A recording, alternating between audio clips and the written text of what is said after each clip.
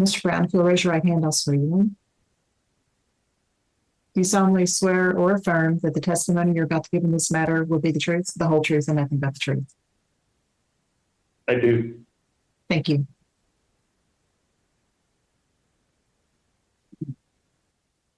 All right, sir. Can you give us your name and your job title? Yes, it's Andrew Allen Brown. I'm the Chief Operating Officer of Newsmax Media. All right, sir. When were you first told that you would be given this deposition? About 3 weeks ago. About 3 weeks ago? 4 weeks ago. Okay. Did you meet with your attorney about this deposition? Yes, I did. How long did y'all meet? Over several meetings, we probably met a total of 5 to 6 hours. Okay. Did you talk to anyone other than your attorney about the subject matter of your testimony? Yes, as part of my research for the questions at hand, I talked to several producers as well as managers who were involved in this subject. Okay. Did you review documents in preparation for the deposition? I did, yes. I looked at emails on the topic. I also looked at show rundowns as well as links to articles that showed the same photo and story that were prior to us publishing.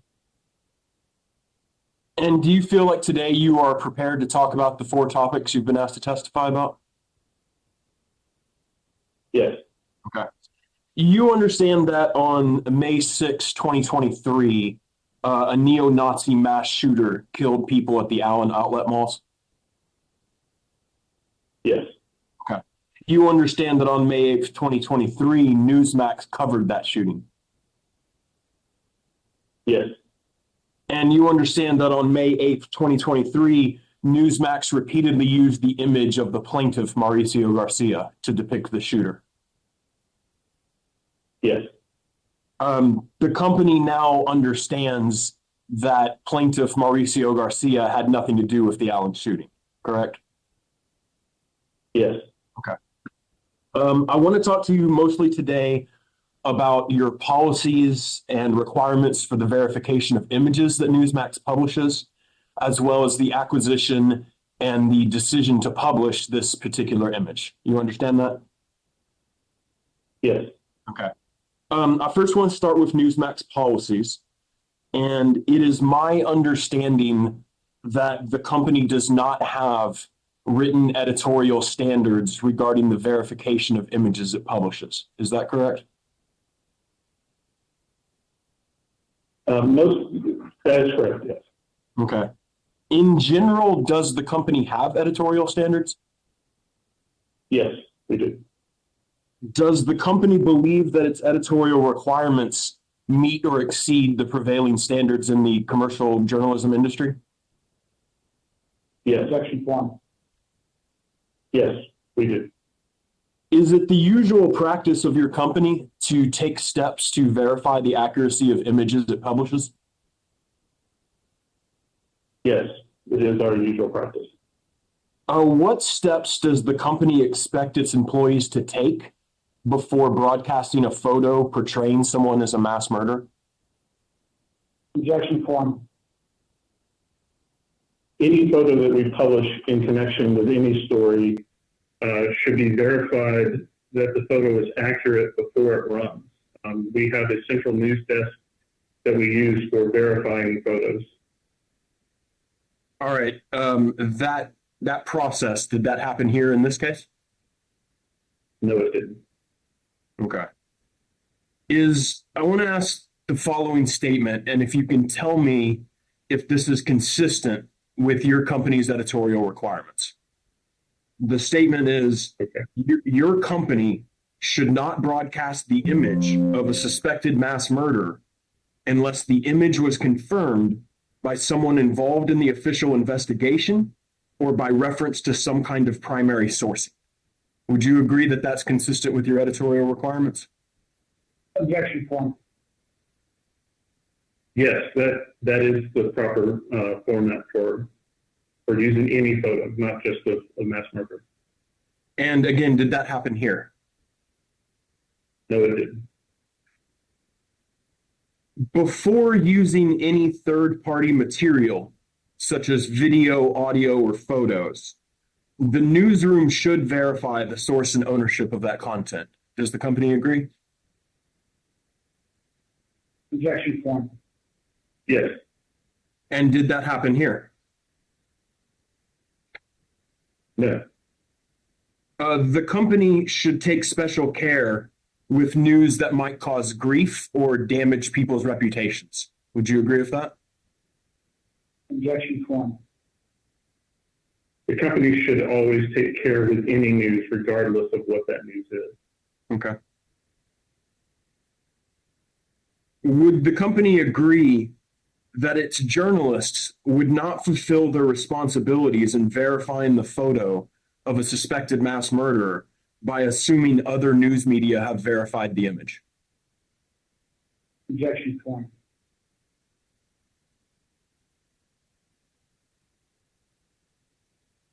Can you rephrase that question? Sure. The question I'm asking is if the company agrees that a journalist for the company would not fulfill their responsibilities in verifying the photo of a suspected mass murderer by assuming other news media have verified the image.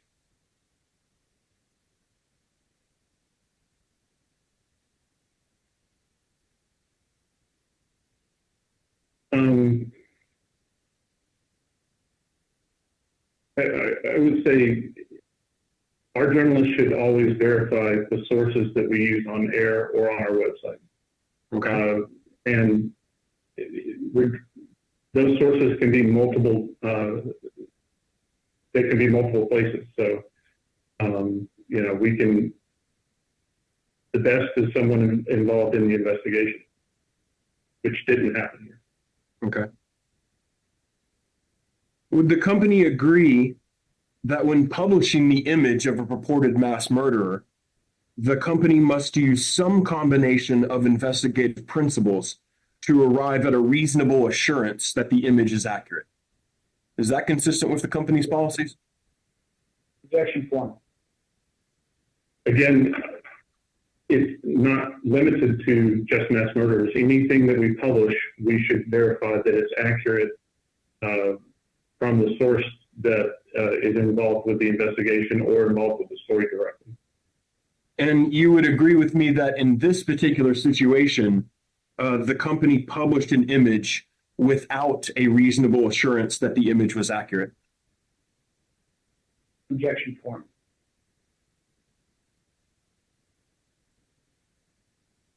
The company, we published an image that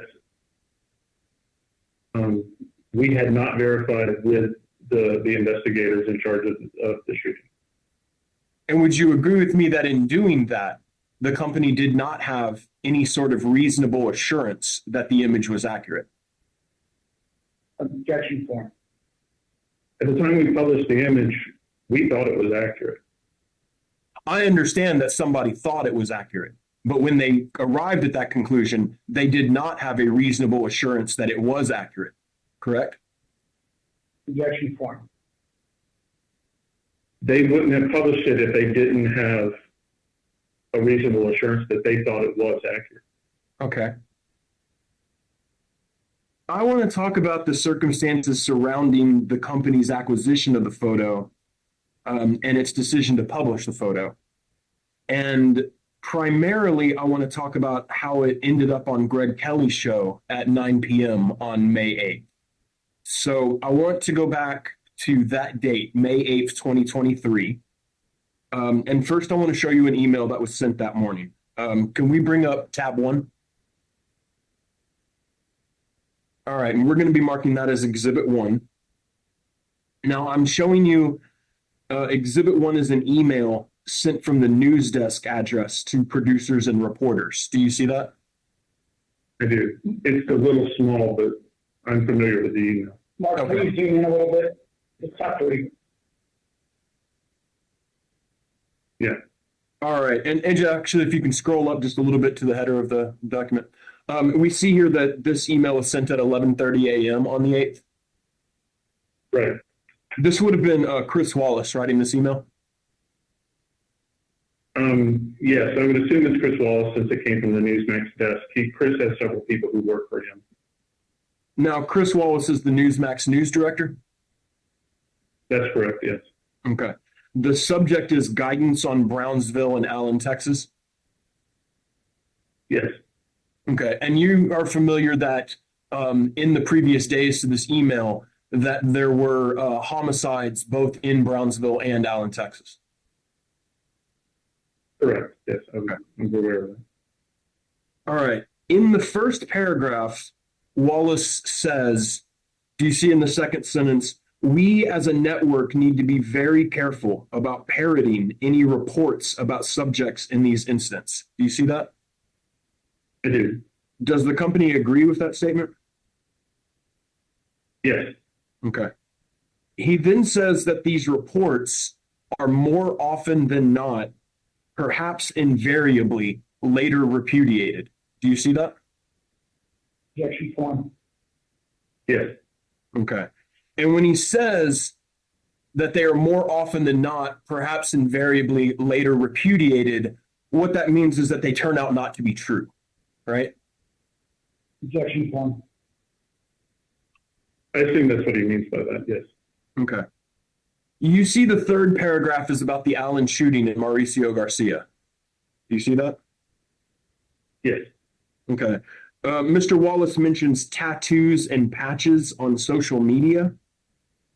This refers to the tattoos and the right-wing death squad patch that was found on a social media profile alleged to belong to the shooter. is that a question or are you making a Yes, statement? yes, I was saying, were you familiar with that? That these references to tattoos Yes, and I'm patches on social I'm familiar with the references, yes. Okay. In the fourth paragraph, Wallace says, we reduce ourselves to MSM status by repeating unverified and likely patently false statements and creating a distorted picture of what happened. Do you see that? Yes, Okay. MSM that's an abbreviation that y'all would use for mainstream media. yes, Okay. In the last paragraph, Wallace says, treat everything we've been hearing about both of these cases with caution, please. Does the company agree with that statement? yes. Okay. Let's bring up tab 2.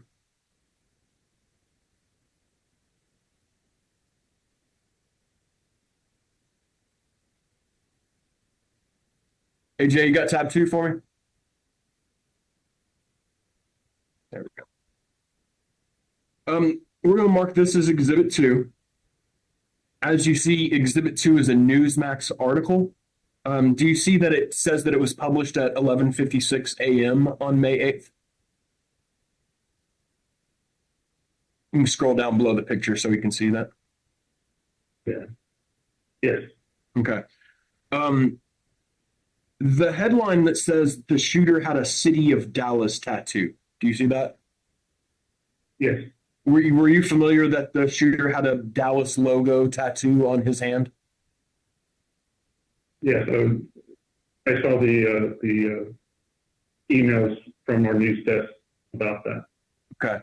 And so we know that at this point at 11:56 a.m., Newsmax knew there was a City of Dallas tattoo that the gunman had. Objection form. Yes, Okay. Can you go to page 2 for me? And scroll down to the highlighted portion. You see there is a highlighted portion there that says that Garcia reportedly had no criminal history, right? I see the highlighted, yes, Okay. And Newsmax also knew that the shooter wasn't booked for the shooting itself, right? Objection form.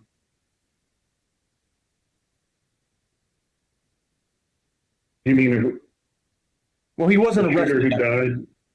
Right. He wasn't arrested. He was dead. Right.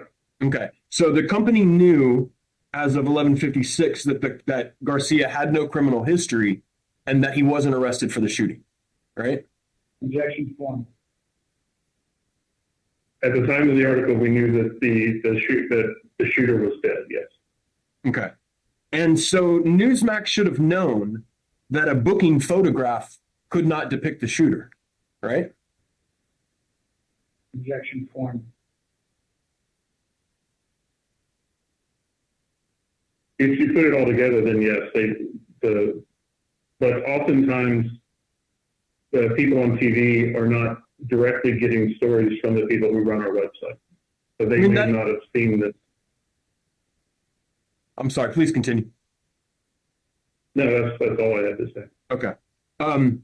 It's sort of the job of a journalist and a commercial journalism enterprise to put it all together, as you said, right? Objection form. Yes. Okay. Let's bring up tab 3.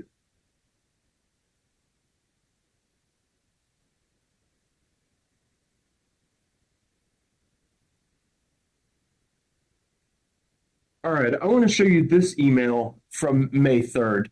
Excuse me. I want to show you this email from May 8th. We're going to be marking this as Exhibit 3. At the bottom, you see an email from Joseph, and can you help me with his last name?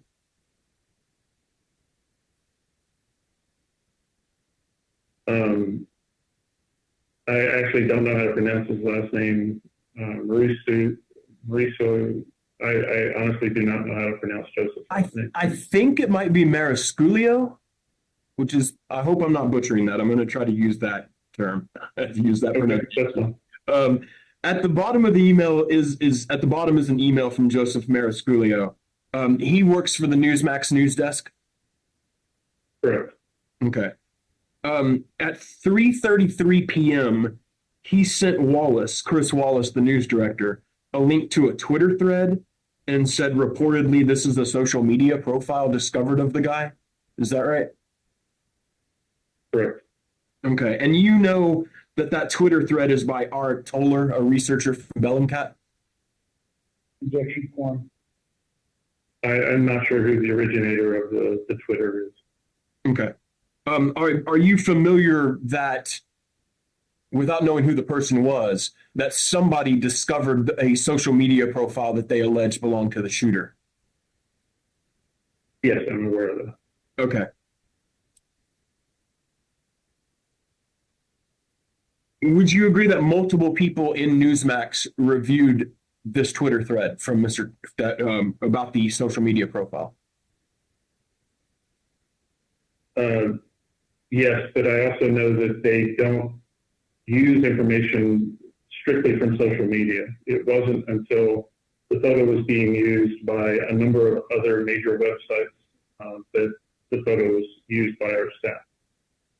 Okay, I want to remember that to come back and talk about these major websites. So we'll talk about that in a bit.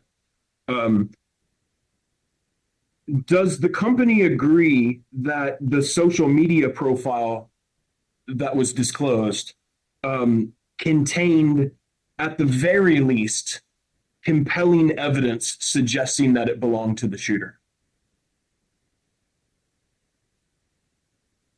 Objection form. I'm sorry, I don't understand your question. Sure, let me try to explain it this way. You understand that the social media profile included numerous photographs and social media posts? I'm sure it did, yes. Okay, and actually we might be able to handle this on the next exhibit. Let me move on for that. In this email, hold on, let's go back up to that exhibit, AJ. And then the top email, Chris Wallace, he instructs that this Twitter thread should not be disseminated, correct? Correct, yes. And I would assume that's because nobody has been able to verify it yet. Objection form. Yes. Okay. If you'll notice, Joseph's email was sent at 3:33 p.m. and it's showing that Wallace's email was sent at 7:35 p.m. But I think you would agree with me that that's actually it was 4 hours earlier. That was 3:35 p.m. Would you agree with that? Objection form. I would have to go based on the date that's in the sent. So I would assume it's 7:30 p.m., but I have no way of verifying that. Okay, I was just asking because I've been through a lot of these emails, and it does seem that for some reason, certain times, certain emails have different time zones assigned to them, and I'm finding emails that are 4 hours ahead in the midst of conversations that are happening earlier in the day. I didn't know if you were familiar with that or not. No, I'm not familiar with the time differences on the emails, no. Okay. It typically wouldn't be Wallace's standard practice to wait 4 hours on something like this, right? Before letting them know whether they should disseminate this. No, it wouldn't be, no. Okay. Let's bring up tab 4.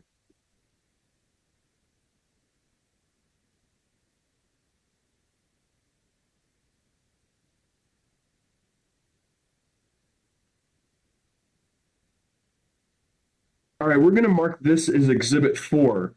And this is the ThreadReader webpage linked to in that previous email at threadreader.com. Okay, and so I want to take a look at this. Is this something you've ever reviewed? No, it's not. Okay. We see on the thread here where this person, Arik Toller, has disclosed a link to the social media profile on ok.ru. Do you see that? I do, yes. Okay. And can you go to page 3 for me? All right, and here we see the right-wing Death Squad vest that authorities said the shooter was wearing. I see it, yes. Okay. And then can we go to page 5? And these are the tattoos that were on social media that we were talking about earlier? Objection form. I see them, yes. Okay, and this is very clearly Nazi tattoos, right? Yes. Okay, and Newsmax employees would be familiar with what a swastika looks like, and they would be familiar with what SS lightning bolts look like. Objection form. Yes. Okay. Can we go to page 9?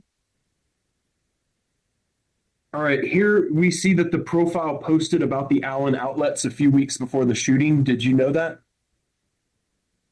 I did not know. Do you know if anybody at the company knew that? I don't know if anybody at the company knew that at the time that the story was published. Can we go to page 10? And here we have a picture posted by that account of the Allen outlet malls a few weeks before. Do you know if anybody in the company had looked at this? I don't know if anybody had looked at this at the time that the story was published. Okay, and then go to page 11 for me. Here we see a receipt that the account posted for weapons under the name Mauricio Garcia. Do you know if anybody at the company saw this? I don't know if anybody at the company saw this at the time of the story published. Okay. All right, we can take that one down. Now, instead of photos from that profile, Newsmax began using a photo of the plaintiff who had nothing to do with the shooting, correct? That's correct. Okay. Let's bring up tab 5. All right, tab 5, which we'll mark as Exhibit 5. This is an email among staff for Greg Kelly's show regarding a graphic they're working on, correct? That's correct, yes. Okay. This email is sent around 4:48 p.m. Or, well, I have it as 8:48, but I think we could agree that it would be unlikely for the team to be working on graphics minutes before the show goes live.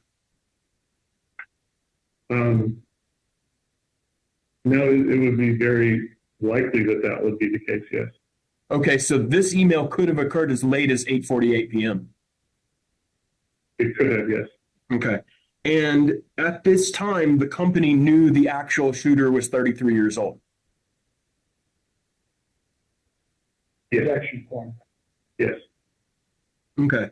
I want to show you the attachment to that email, the graphic they were working on. Can we bring up tab 6?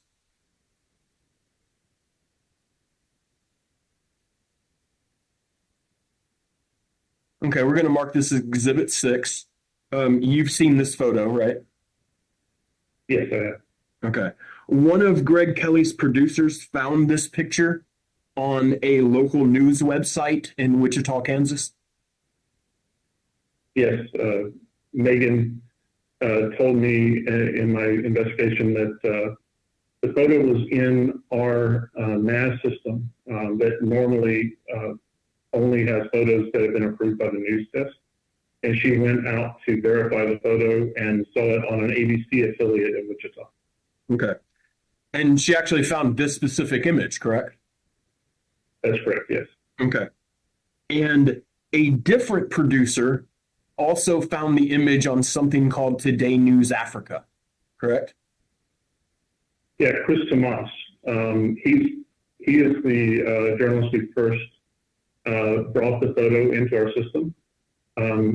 When the story broke, he went to search about the shooter, and he said that he saw the photo and story on Yahoo, on the Yahoo News aggregate, and he also saw the link to the Africa website on MSN. And so both of those major news aggregates had this photo and the story and links to local news websites. Did the company know when this photo was taken? No, Did the company know where this photo was taken? no, Does the company, or did the company on May 8th know why this photo was taken? I don't know. No, they didn't. The photo has a watermark credit for a website called mugshots.zone. Is that right? Correct. Okay. Let's bring up tab 7.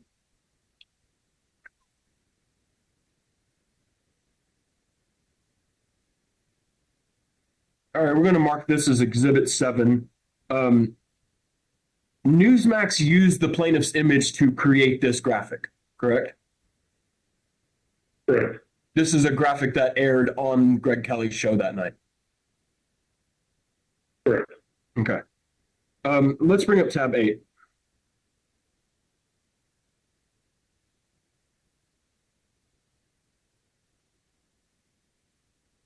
Okay, we can zoom in a little bit on that top email. That's the only one we're going to be looking at right now. I am showing you what is, we're going to mark as Exhibit 8. And you'll see that this is an email from producer Sophie Robinson at May 8th at 11:58, right? Correct. Now, if it's 11:58 on May 8th, that definitely would be too late for it to be an email relating to the show, correct? That's correct, yes. And if we look down from the email from Brian, his was sent at 7:55, right? Correct, yeah. Probably a reasonable inference that Ms. Robinson's email was sent at 7:58. I would assume, but I have no way of verifying that. Certainly it was sent before 9 p.m. Again, I have no way of verifying that. Given the show times, then that would make sense, but I have no way of verifying the times on the timestamp. Right. I just mean from the fact that she is writing about edits and changes being made to the May 8th show would suggest to us it's a reasonable inference that this email would have occurred before the May 8th show. Yes. Again, it's a reasonable inference, but I have no way of verifying the time. Okay. She asks, is there any way you can move the words of the title down even more, ever so slightly so that we can see a little more of his neck, as low as you can without showing that credit? You see that? I do, yes. And Ms. Robinson doesn't want the URL for the Mugshots website to be visible in the graphic, correct? Objection form. Based on the email that she sent, yes, I would assume that's correct. But Ms. Robinson, she was obviously aware of that credit and where the image originated, correct?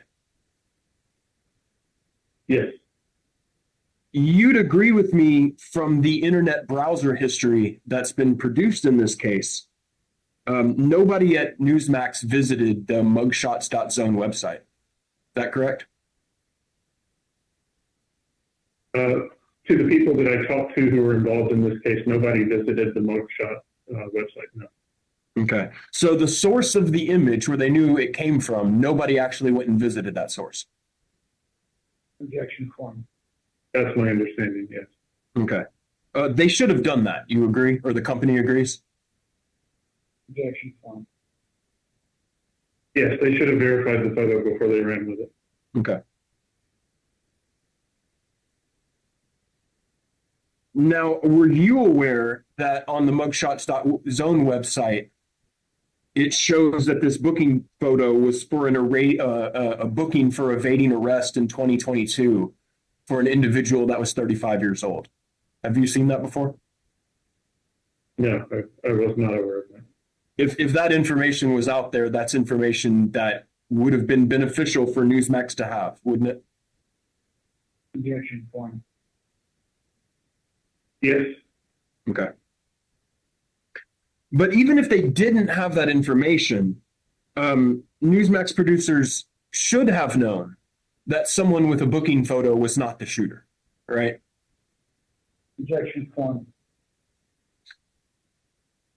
at the time the photos ran, that we used the photo, they assumed that it was the correct photo.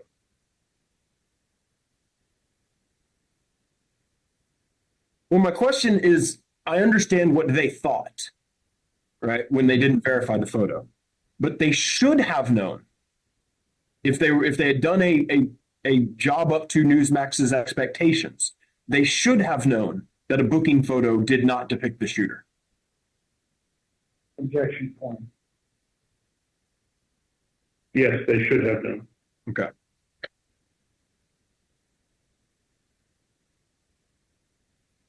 Okay. I want to ask you specifically the segment on Greg Kelly reports that night about the Allen shooting. Did you view that segment in preparing for deposition or otherwise working on this case?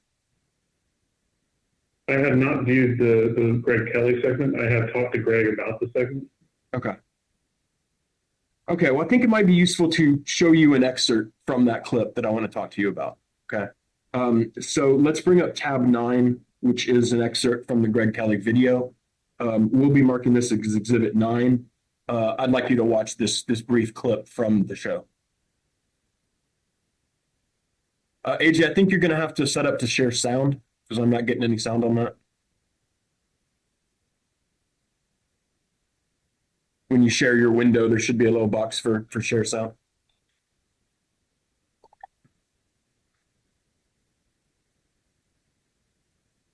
Whatsoever until they told us this guy did it, Mauricio Garcia, and oh yes, a white supremacist with neo-Nazi ties. Now look, this is not a white supremacist, and oh, by the way, we abhor white supremacy, but you know what the left does, right? They think anything MAGA must be white supremacist. That is appalling.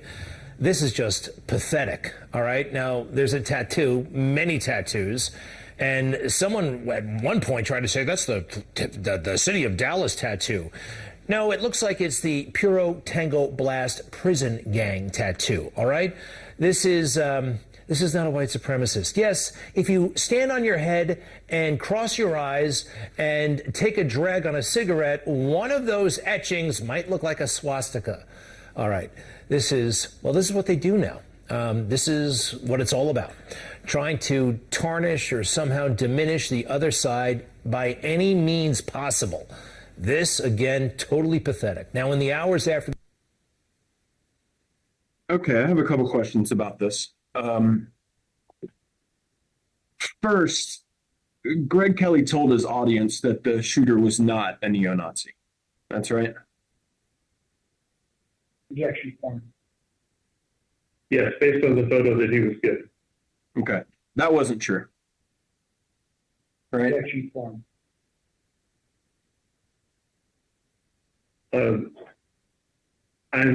I know that you've shown photos that the shooter who died at the scene had neo-Nazi tattoos, so I assume that he was a neo-Nazi and therefore Greg was wrong, yes.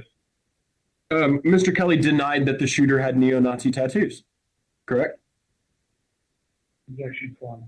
Based on the photo that he was given at the time of that report, yes. Well, he was talking about many tattoos. You remember him talking about the various tattoos? Yes, All right. So he wasn't just talking about that one image, right? Because that one image just has one tattoo on the neck of my client's girlfriend's name. So he was clearly talking about the tattoos that were being discussed that day, correct? Objection point.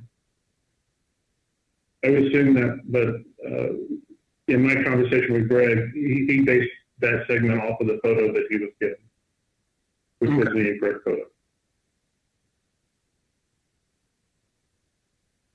Well, he certainly also talked about a City of Dallas tattoo, right?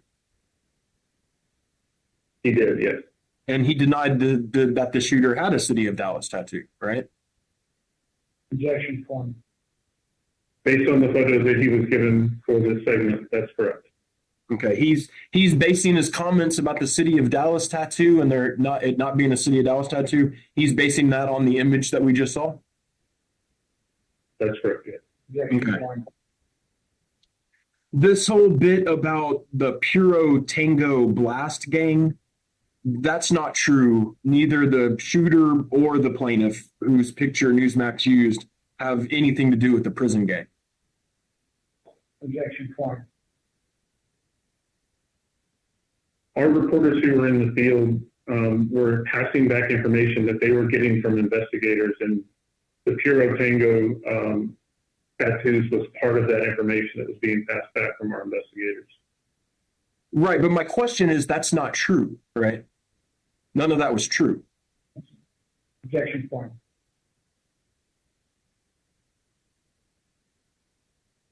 Do you mean that was not true for your client or for the shooter? Both. Nobody had any involvement with the blast. Objection point. Again, I understand that your client wasn't involved. I just know that at the time that the stories ran, our investigators who were in the field were getting information back that possibly the shooter was involved in that gang. Subsequently, if that information wasn't correct, it wasn't passed on to our investigators. Now, let's talk about this for a second, this Puro Tango Blast thing. Somebody at Newsmax had a source, a guy who is a law enforcement consultant, right? That's who they were talking to?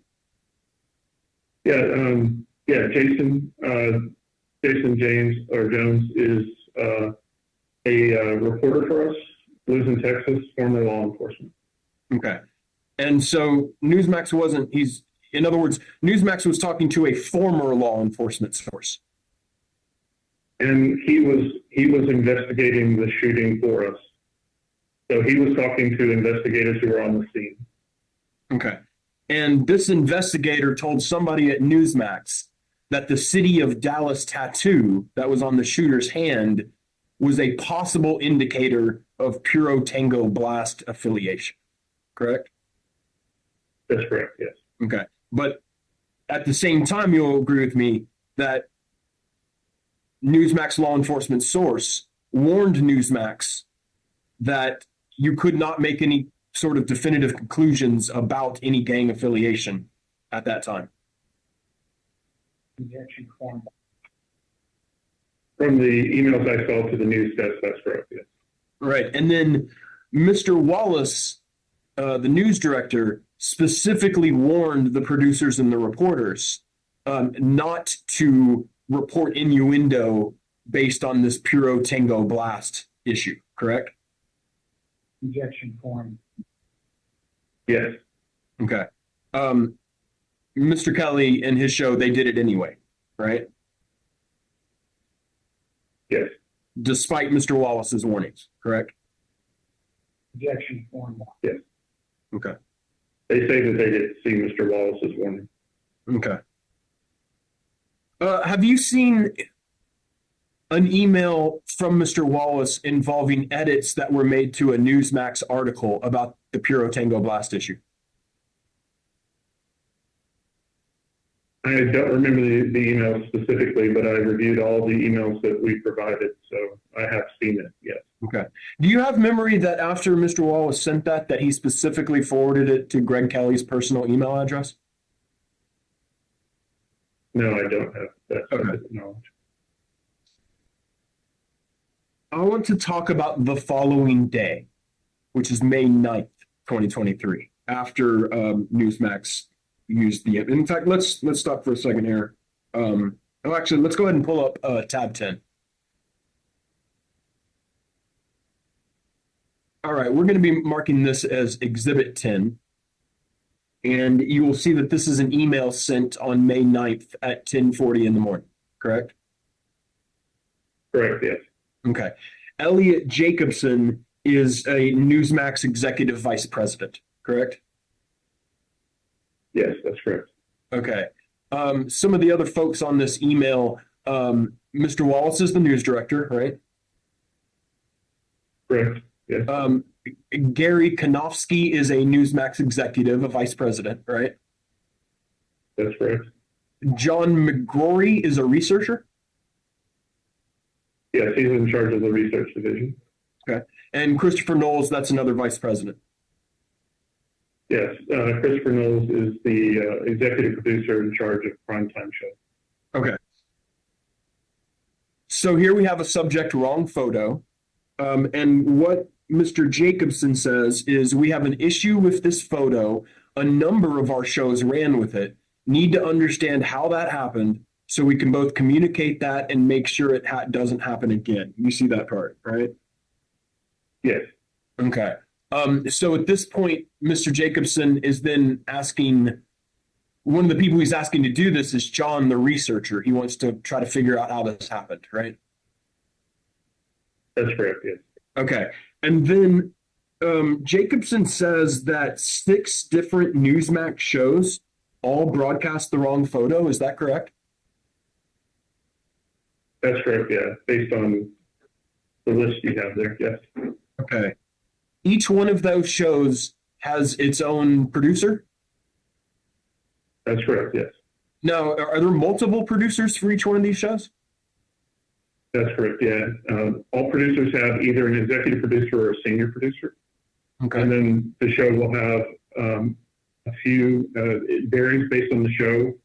We'll have several other producers who work on individual packages for the show. Okay. And then I imagine those shows also have writers. Is that right? Producers are the same thing as writers. Okay. Other than the producers, is there anybody involved in these shows who staff these shows who would have been involved in the acquisition, selection, and decision making about whether to use this photo we're talking about? No, the shows pretty much work independently from each other. They all make their own, their producers make their own news judgments and in concert with the news desk. Okay. So if we have a producer and an associate producer or an executive producer, you'd agree with me, we basically, if we have 6 shows, we're talking about at least 12 producers, right? Objection, form. At least, yeah. Okay. So this photo passed through the hands of at least 12 producers and was aired based on their judgment. Objection, form. Yes. Okay. If you can scroll up to the top of this email, you'll notice here, we have another one of these situations where you have an email sent at 10:40 and then the response comes in, it says 2:41. I think we're going to see from some later emails that that time is actually 10:41. It would let me put it this way. It'd be typically Mr. Gory's practice, if he could, to respond immediately to his boss's demands and not wait several hours for something like this. Yes, again, I have no way of verifying the timestamps on any of these. Okay. Well, let's take a look at tab 11.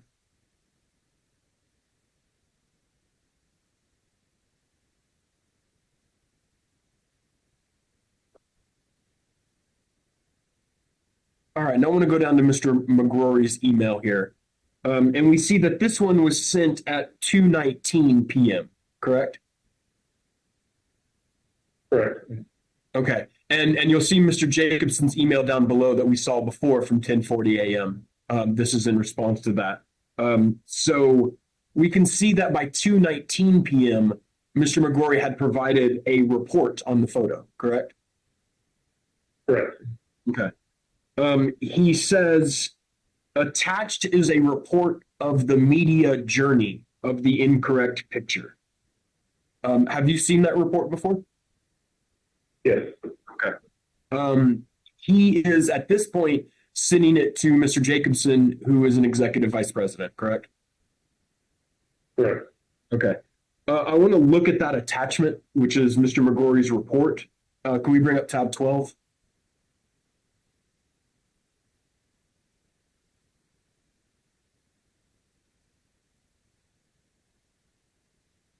All right. In this report, the first thing he says in red print is, it would seem to have begun with a tweet from a, quote, ultra mega business owner, unquote, who goes by the name or goes by the handle, quote, Blue Star. You see that? I see that. Are you familiar with what ultra mega means? Just in a general political sense. Can you explain to us what ultra mega means? Just a high end, a very, to my knowledge, it's somebody who's a very big Trump supporter. Okay. And then we have a handle Blue Star, but we have no idea who that person really is, right? That's correct. Yes. Okay. He says, you'll see here in the paragraph that's offset below the link, he says, a quick look at the replies to her tweet show the fever swamps, some proposing the liberals set up the shooting to discredit whites. Do you see that? Yes. Fever swamp. That's not a positive description. Would you agree? Objection form. Yes. What does the company take that to mean? Objection form. Based on the formatting, I would assume, without having looked at that Twitter, that is a quote from the Twitter site or the Twitter post. You think the term fever swamps was used in the Twitter post? You don't. I would assume so based on the formatting. Because if you look at the paragraph after that, it says, after that tweet, some websites took the picture and posted it. Right. So my assumption, based on the report, is that the indented paragraph that you read that has the word fever swamps is the quote from Blue Star. Oh, I see. That's what you're you don't think that Mr. McGrory took a quick look at the replies and made a subjective judgment about what he was seeing? I not the way I read it, but that's not the way I took that paragraph. No. Okay. All right. He says the wrong picture appears on the following websites. And the first one he has is msn.com. Do you see that? I do. Have you visited that link? I haven't visited the link, but I have several of the producers that I talked to said that they saw that photo at that link, yes. Okay. So, several of your producers said they saw it at that link, huh? Yeah. That's strange. I have internet browser history. Have you looked at those internet browser history pages? No. Okay. Because I'm not... well, first of all, do you know what website, what article that this MSN link directs to? My assumption, based on the person who told me that they saw it on MSN, is that it links to that South African website. Okay. You heard of something called Hollywood Unlocked before? They're a co-defendant in your case? No, Okay. So I know that they're a co-defendant, but I've never visited their website. okay. Well, I'll represent you. That's what we're looking at that MSN link. There's other emails I don't know if you've seen that have that Hollywood Unlocked page aggregated by MSN. Yeah, I've seen. Have you seen an MSN page produced in the document production that has the Hollywood Unlocked article in it? I believe so. Yes. Yeah. Okay. Hollywood Unlocked, is that does Newsmax consider them, have reason to believe that they're a reputable news organization? I have no way of knowing their reputation. Okay. Daily Coasts, are you familiar with that website? Yes. Okay. My understanding is Daily Coasts is a sort of Democratic Party activist website where anybody can sign up and create an account and create blogs on that website. Okay. Is that your understanding as well? I don't visit the site, so I just know Daily Cost exists. I don't really know much about it beyond that. The company has no reason to think that the blogs posted on Daily Costs have any indica of journalistic reliability, do they? Objection form. No. Okay. And then below that, Macquarie lists has a list of questionable websites that he refers to. Do you see that? Yes. The company agrees with Mr. Macquarie that these are all pretty questionable websites.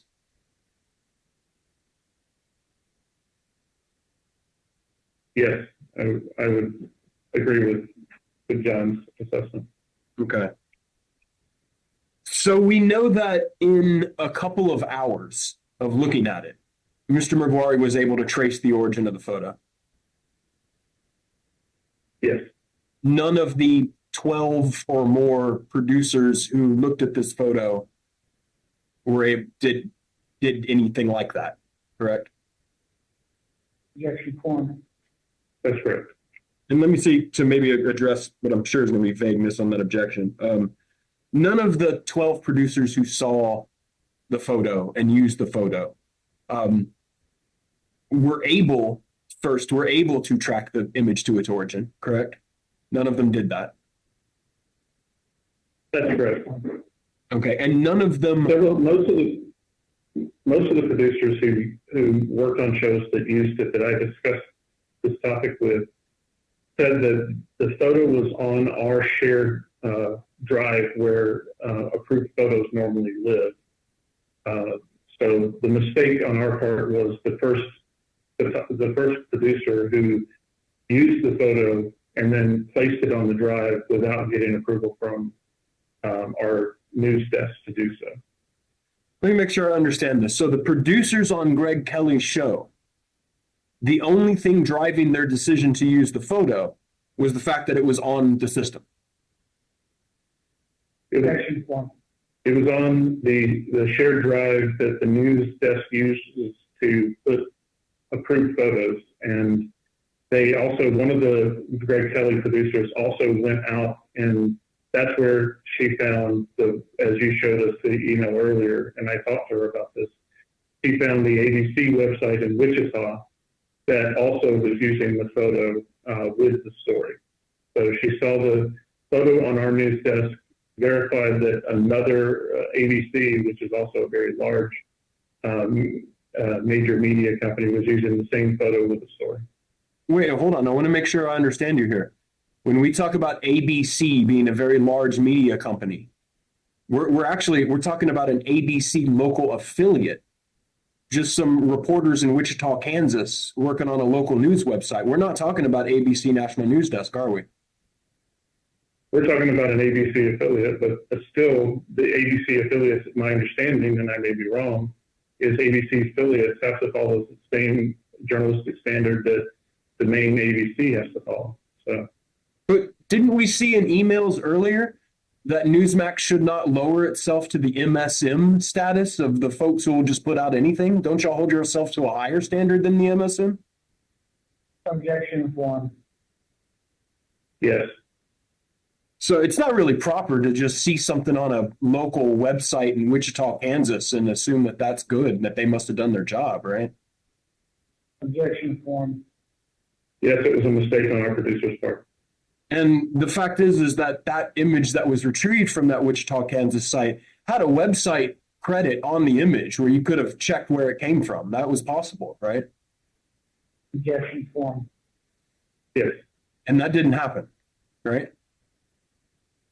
Objection form. That's right. Let's go to tab 13.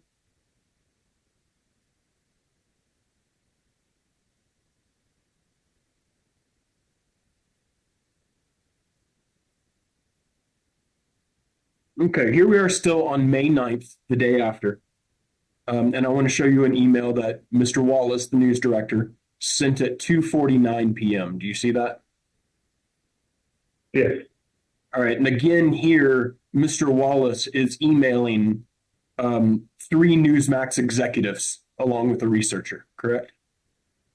Correct.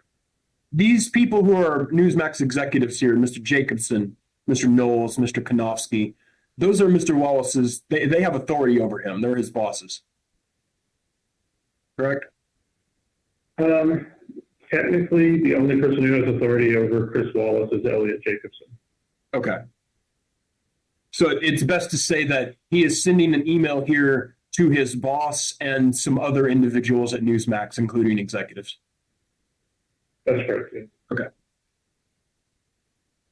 Now, early that afternoon, he says that Valenti and Julia came to me yesterday and asked me about it, and I told them not to run it. Do you see that? I do, yes. Valenti and Julia are producers, correct? Yes, there are producers on other shows that did not run the photo. Okay, what shows are those? I believe Valente is on the American Agenda show, which is one of our afternoon shows. Okay. I'm not sure which show Julia's on, but I would assume that Julia's also on the American Agenda show as well. Okay. Mr. Wallace says, I honestly just figured folks wouldn't fall for this. Do you see that? Yes. And by fall for this, he means use the photo, right? Objection form. That's my assumption, yes. Okay. Do you see in the second paragraph, Mr. Wallace says this was a pretty obvious unforced error. Do you see that? Yes. The company agrees with that? Yes. Okay.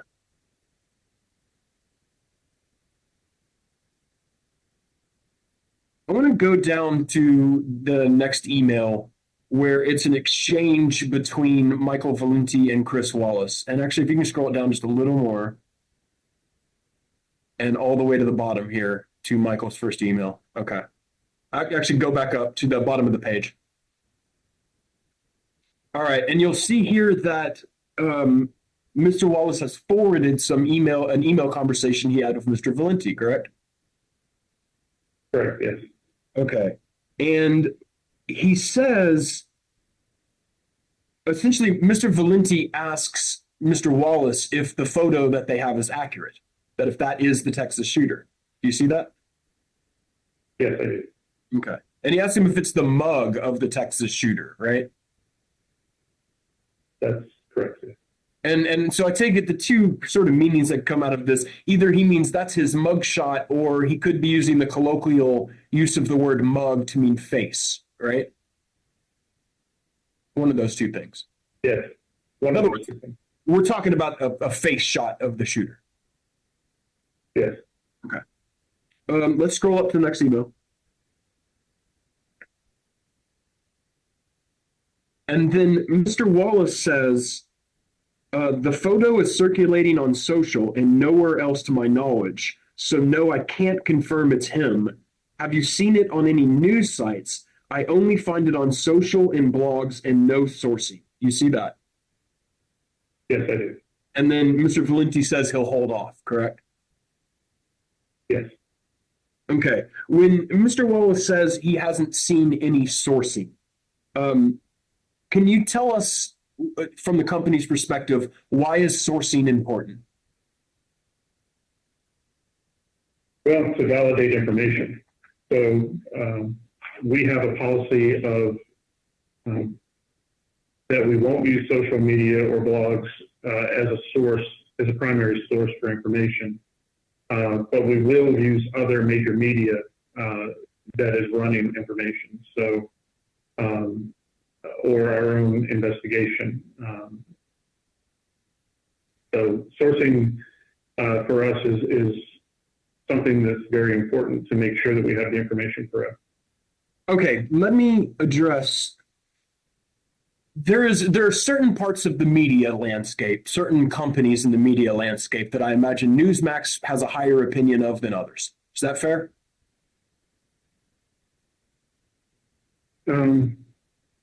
Yeah, yes, I guess. Okay. I mean, For instance, everybody has their own. We don't have a specific company policy about other major media websites. It's all, we don't use social and we don't use blogs. If some other sourcing comes up, it's discussed before we run with it. okay. If another major news website is using an image, but its source is social or a blog to get that image, is that okay? Can Newsmax use that image then?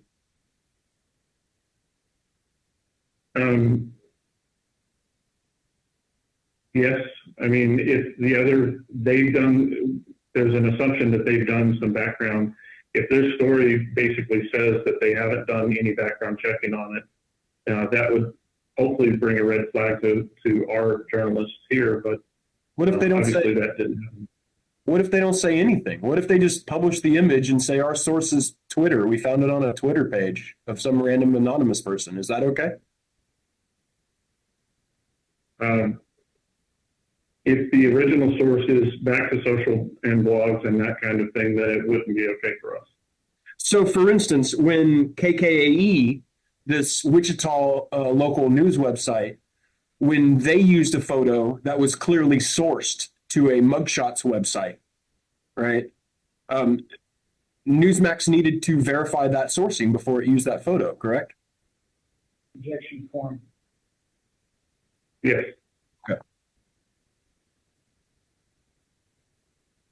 Let's, AJ, can you bring up tab 14 and bring it up side by side with tab 13?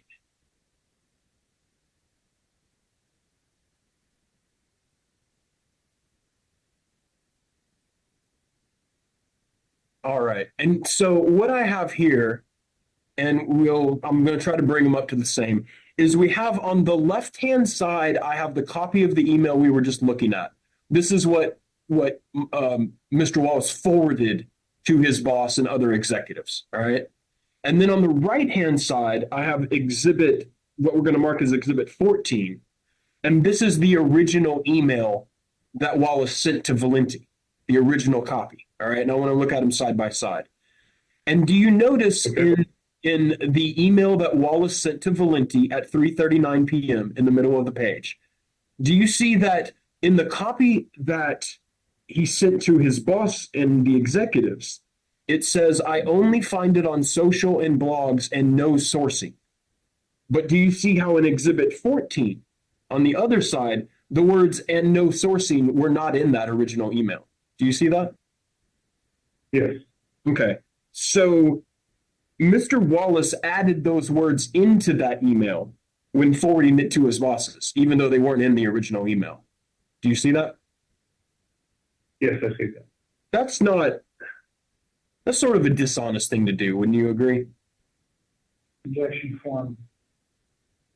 No, not necessarily. If he's trying to explain to the executives his stance on the matter. Well, I mean, he's trying to make it look to his boss that he told Valenti and no sourcing. but he didn't tell Valenti and no sourcing. You wouldn't agree that's kind of dishonest? Objection form. No, because he's explaining to his executives on the left hand. On the right hand, he said social and blogs. Valenti obviously understood that and said, same for me, I'll hold off for now. So Right. Valenti understood the implication. What I'm talking about is what his boss, what Mr. Jacobson was being told. And what I'm trying to get at is Mr. Wallace was trying to make it look like to Mr. Jacobson that he said something to Valenti that he did not in fact say. Do you see how that comes across? Objection form. I see it in the email and I understand your point, but I don't agree with you. Okay, and if you look at the original email to Valenti, that email could be read as suggesting that sourcing wasn't really necessary as long as you've seen it on a news site. Wouldn't you agree with that? Objection form. No. Okay.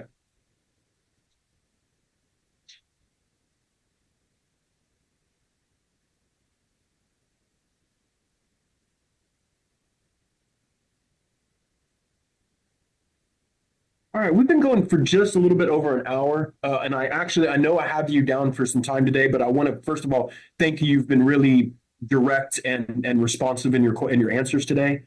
Sometimes you get a witness who isn't familiar with this process and they sort of ramble at length about tangential stuff. You have not done that today, and so I really appreciate your cooperation and your help today. I had you down for 3 hours. We're not going to go full 3 hours. You're probably not going to go much and pass into the second hour.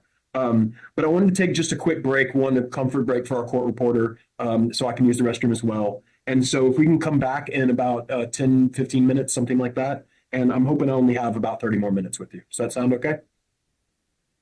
That's fine. All right. Thanks. We can go off the record. We are off the record at 11:09 a.m.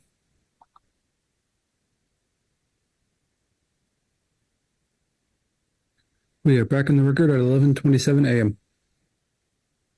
All right. Let's go ahead and pull up tab 15.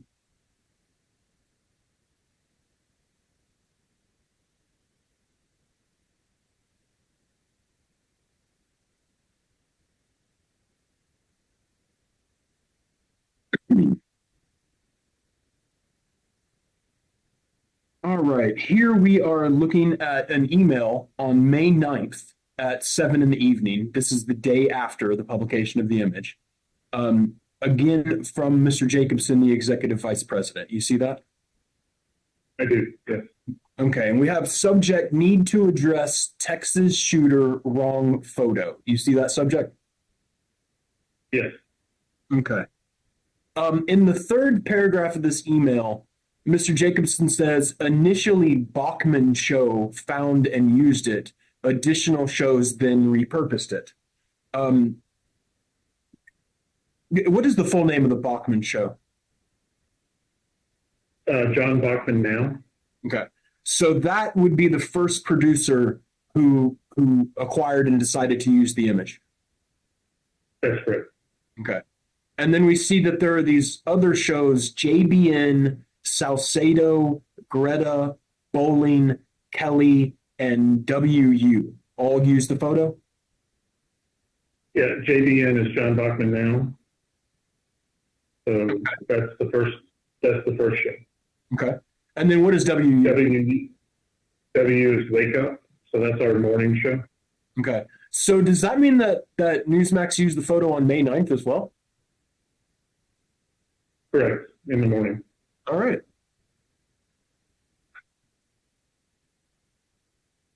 You'll agree with me that by the morning of May, first of all, what time Eastern time does the Wake Up show air? 6:30. Okay. You'll agree with me too that prior to that time, Newsmax had been contacted with inquiries from other media asking about the erroneous use of the photo. I'm not sure what time the other media contacted us about this show, about the use of that photo. Wake Up may have occurred before we got contacted. also my understanding that Wake Up basically used Greg Kelly's segment.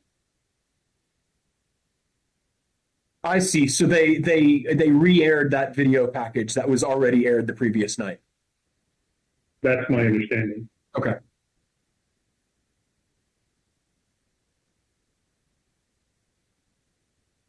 You can go ahead and take that one down. Before, you may have remembered that you had mentioned that prior to Newsmax's use of the photo, I believe you had said that the photo had been used by other major news websites. Do you remember that? Yes.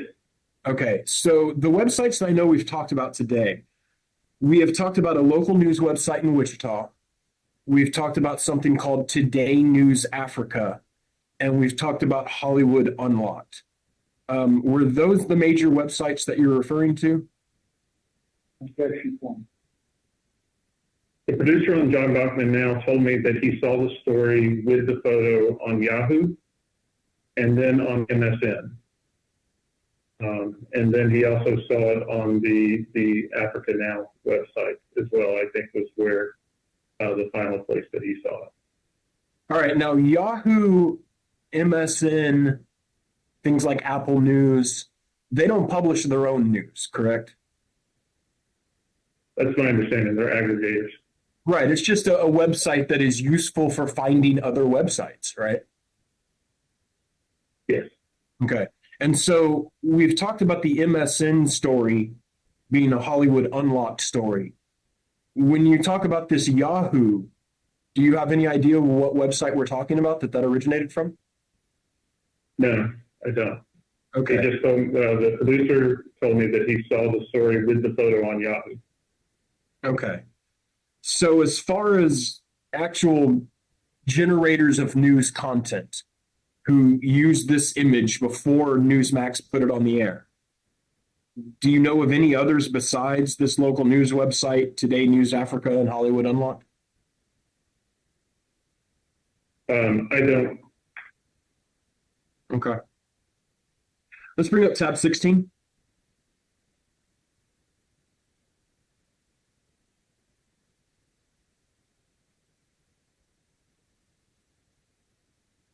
All right, let's go ahead and scroll to the top of this email. And scroll down enough we can see the line of that last email too. Okay, that's perfect. All right, so now we see we have an email between Chris Wallace and Jerry Burke on May 9th at 5 in the evening. Do you know who Jerry Burke is? Gary Burke is one of our executive producers. Okay. And I take it from his email address that he's copying, he works for the show American Agenda? At the time we did, yes. Okay. Now you'll see that Mr. Burke asks, is the right photo of the guy in our system now? And he's asking about the Texas shooting, correct? Yes. Okay. And then Wallace says, you mean the one from the New York Post? I haven't been able to verify it. Do you see that? Yes. Now you understand that the New York Post had published an image of the actual shooter from his social media profile. You were aware of that? I wasn't, no. Okay. Well, regardless of what they published, the company would agree that Wallace is correct that just because it was published by a commercial newspaper like the New York Post, it isn't enough to consider the photo verified. Objection one. At this point, after realizing that we had published an incorrect photo, Wallace was trying to be very careful about anything we published related to this story. And that's what everyone at Newsmax should have been doing from the beginning, right? Objection one. Correct. And they weren't. You agree with that? Objection one. Correct. Okay. Let's bring up tab 17.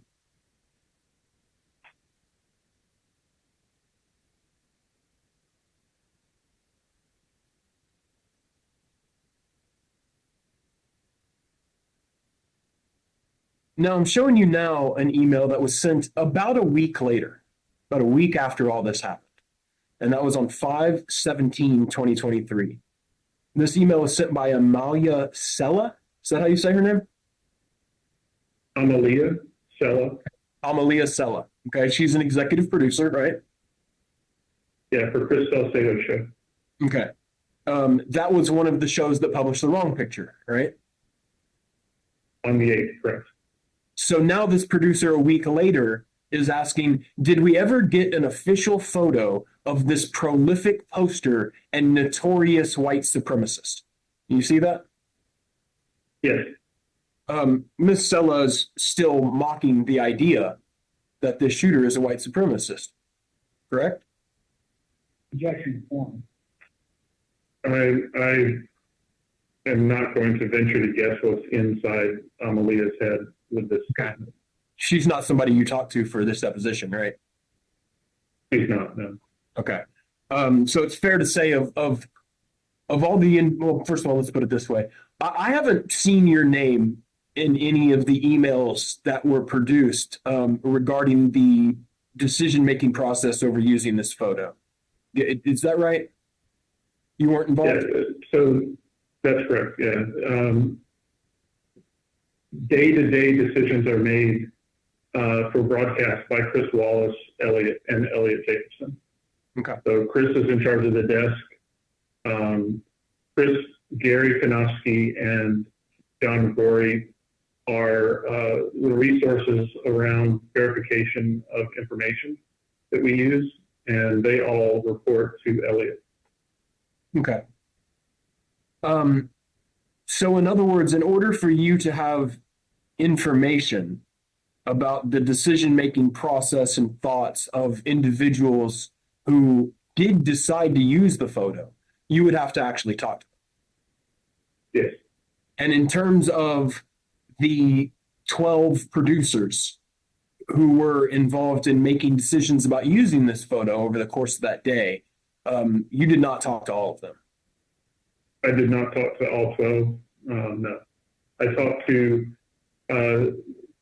specifically the shows that were in the notice that was sent to us, the legal notice that you sent to us, specifically Greg Kelly show and Eric Boland show. Okay. I also talked to Chris Tomas, who worked for John Bachman now, which is the producer who originated the story in our system. Okay. Does the company think that does the company have doubts that the Allen shooter was a white supremacist? Objection form. I don't think the company has any opinion one way or the other about whether the shooter who died was a white supremacist. Okay. We were just reporting information that we were given.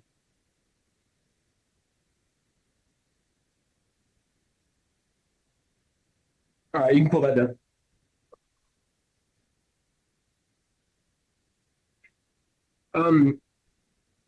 From the company's perspective in reporting on these types of news events, does the company believe it is better to be first or accurate? Objection form. Better to be accurate. Okay. When making the decisions about whether to publish this type of photo, does Newsmax take into account or consider the potential damage that might be done if someone is falsely accused of being a mass murderer? The company takes into consideration any incorrect information that we may publish, regardless of whether it's a mass murderer or any other news story.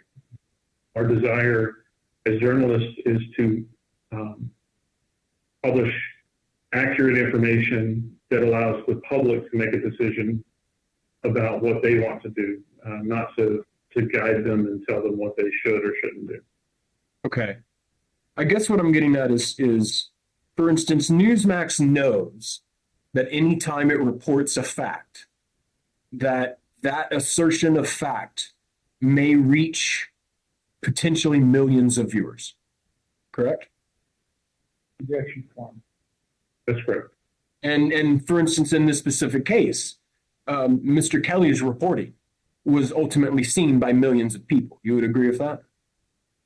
Objection form.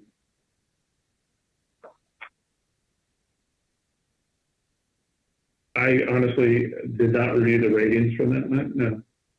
Well, I mean, you would know, for instance, that Mr. Kelly's material is not simply just aired on Newsmax, but it is foreseeable and pretty regular that his material is shared on social media, for example, correct? Objection form. Yes, I mean, obviously, all of our content has a reach beyond the actual broadcast. Yeah. And Newsmax understands that if a false fact about an individual is communicated to a very large audience like Newsmax can reach, that can be very damaging for that person. Objection form. Yes, that's correct. One of the reasons that Newsmax needs to be careful about information of this nature, accusations of heinous criminal acts, is that a false accusation is very damaging for the person who it is aimed at. Company agree with that? Objection form. Publishing incorrect information can be damaging in and of itself.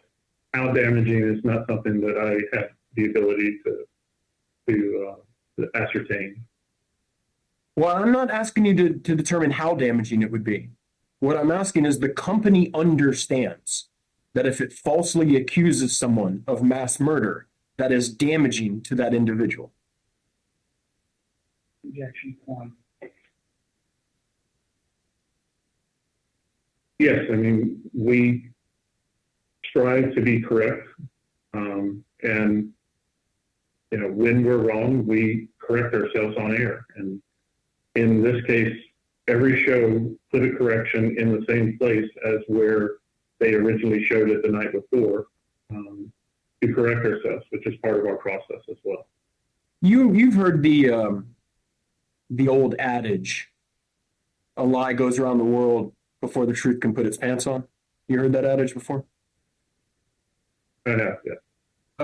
Newsmax understands that part of the reason it needs to be careful about making serious, heinous allegations of criminal conduct that turn out to be false is that a correction of those comments does not fully remedy the damage that was done to that person. Newsmax understands that? Objection form. Yes, but that's also why we have a policy of when we make a mistake that we correct in the same place of the show, that we publish the information so that the same audience will see the correction, and we don't hide it at the end of the show. We don't bury it. We do the correction at the same time at the next show to make sure that we correct it. And I know that Greg Kelly did that. And Newsmax understands that the same individuals aren't watching the show every night, right? Some individuals watch some shows, some individuals watch others, right? Objection form. I think you'll find with the news audience that we have, and all news channels have a very loyal audience. Greg Kelly's audience is a very loyal audience. So while there may be some people who aren't watching from day to day, the vast majority of them probably are. Okay. So, but we know there will be some who are not. That's correct. Yes. We also know that how Mr. Kelly's segments spread on social media are sort of up to the whims and vagaries of how social media works, right? That's correct. Yes. So it is Newsmax understands when thinking about the potential damage that might be done, knows that a correction may not spread on social media the same way that a very attention attracting report might spread on social media. Yes. In deciding to use plaintiff's photo, Newsmax producers did not act as carefully as they should have. Correct? That's correct. Objection one. You would agree that Newsmax producers failed to investigate the truth or falsity of the photo before publication. Objection one. Yes. You do not dispute that information was available on May 8th that would have created serious doubts about the accuracy of the photo Newsmax was using. Objection one. I do not dispute that. Yes. Newsmax doesn't dispute they did a terrible wrong to our client, Mauricio Garcia, who had nothing to do with the shooting. Objection one.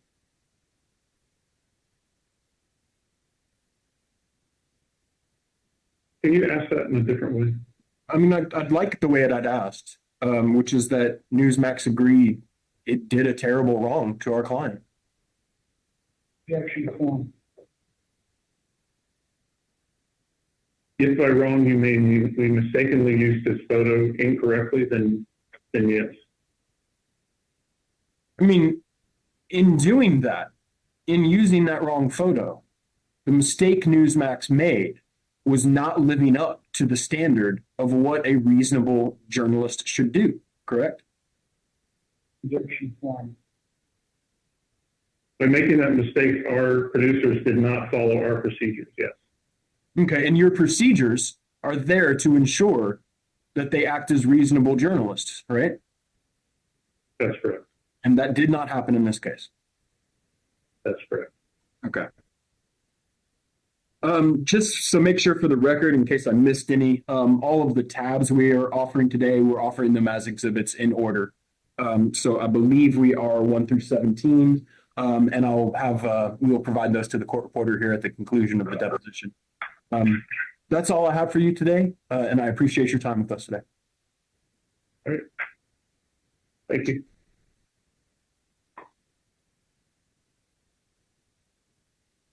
And ready to go off the record. All right. And Joel, if you wouldn't mind sticking around after everyone goes so I can confer with you on a couple issues. Before we go off the record, would anyone like a copy of the video? Yeah, I'd like the transcript and video. For Univision, just the transcript and the exhibits, please. No video. And the same for Louder with Crowder, transcripts and exhibits, please. Same for Mr. Schroyer, please, as well. So they're lawyers for the other. Yes. That we are off the record at 11:47 a.m. into deposition.